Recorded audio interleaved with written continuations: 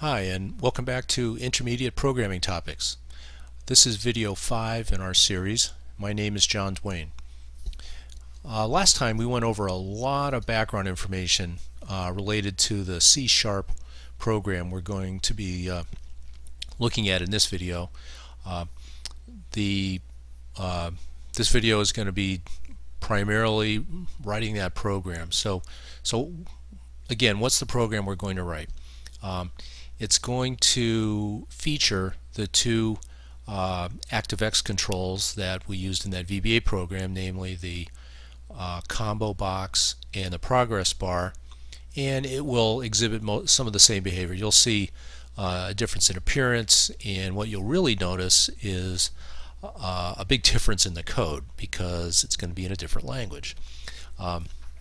So I'm kind of excited about this. This is going to result in the end in a desktop application that will run, and when you double click the .exe executable file that the compiler will create for us.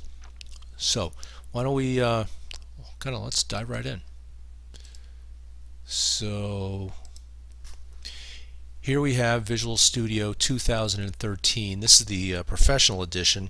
You could also write this program in the Express edition, the free download offered by Microsoft, but what we have here is the professional edition, so we'll use that.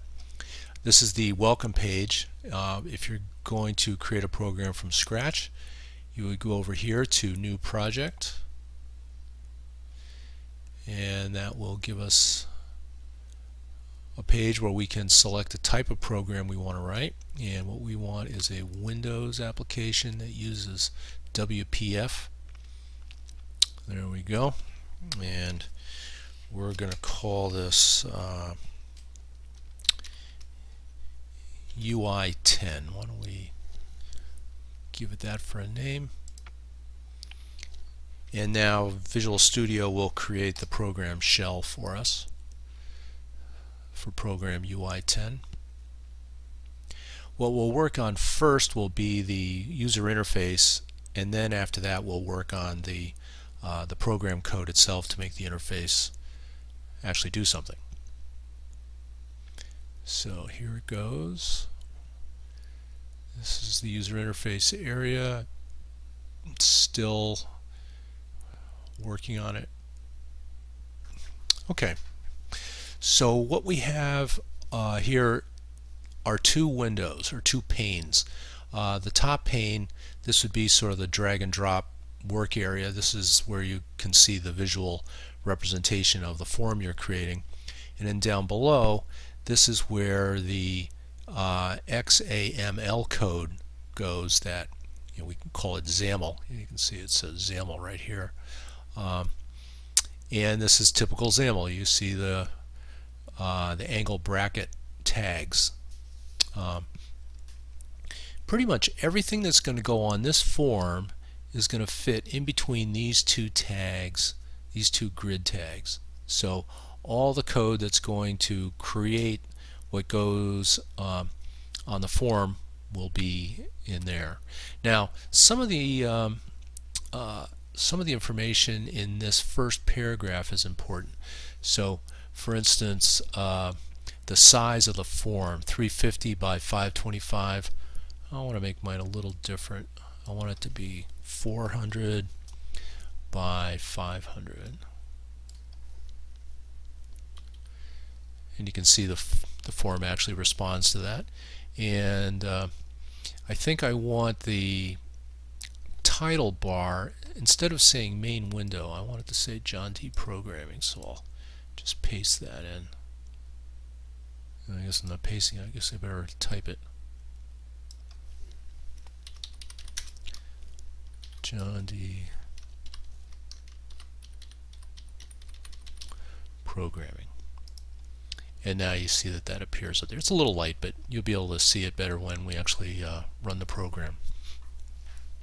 Okay, we're going to have two sections to this form. There'll be a top section and then a bottom section. Now, a course in WPF would take 20 or 30 videos to go through everything there is. So I'm going to go kind of fast, but this will just kind of give you a sense for what's possible. So I'm going to paste in what in WPF is known as a dock panel. And we'll paste it in right there. So a dock panel is a panel or an area of the window that'll be docked to the bottom, so that when the form is resized, these particular objects will stay at the bottom. Now, what objects are there? Well, I have two labels.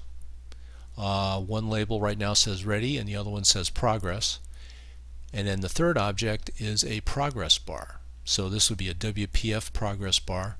I've given it the name for programming purposes of PB1. It's going to horizontally stretch, so that means it will always fill from left to right a space of I guess these are pixels, I suppose. So the 50 will always remain. The height will be always 50, but it'll stretch to fill the size of this thing no matter how big or small it gets. And it'll always be at the bottom. So that's the progress bar. And then the labels also have some alignments. The horizontal alignment on both of those will be in the center. So there they are. I want them in the center. Their height is going to be 25 and 25 apiece.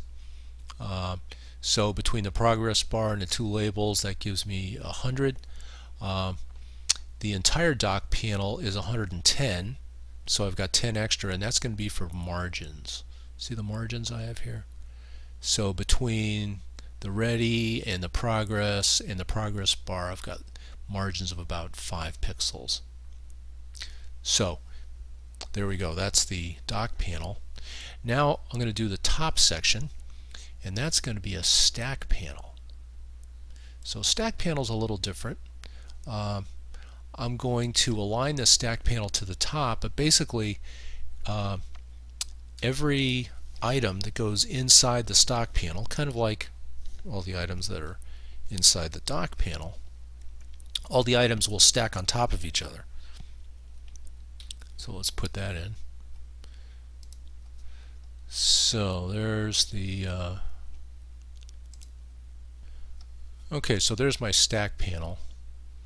The stack panel has two labels. One is this big title. The next is this smaller title, so John D. Programming, and then Intermediate Programming Topics. Then I have the combo box, and then I have a button. So this is a command button. So you can see all that here. So a label with John D. Programming, another label with Intermediate Programming Topics, a combo box, which for programming purposes I'm naming CBO Topics, height of 40, and then a button. So there's my form. That's a pretty good looking form. Okay, so let's work on the actual functionality of the form. Right now it's not going to do anything. So this exit button, we want to at least have this enable us to exit the program. So I'll double click that, and then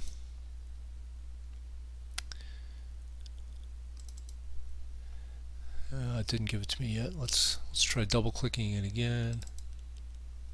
There we go. So now it's giving me the event handling procedure shell for the click on that particular button, and what we'll put there to actually close the form will be this: close, open and close parens, and semicolon. So this is the classic C syntax here, with curly braces, ending statements with semicolons, ending method calls with open and close parens. So let's go back to the form itself. There it is. Let's build this form. This will actually give us a compile of the program, and it's telling me I've got an error here that I'm going to have to fix. Okay. Alright, well, I'm going to have to do the rest of the code before I can actually run it. So let's put some more code in. This section here relates to what happens when the window opens. So that's another event, the actual window opening. So right now it's going to initialize the window, but let's put a few more things in there. I'm going to put all of my default values there. So I'll paste those below here. So these default values, and I need to define a variable also. So once I get all this copied in, I'll explain what's going on.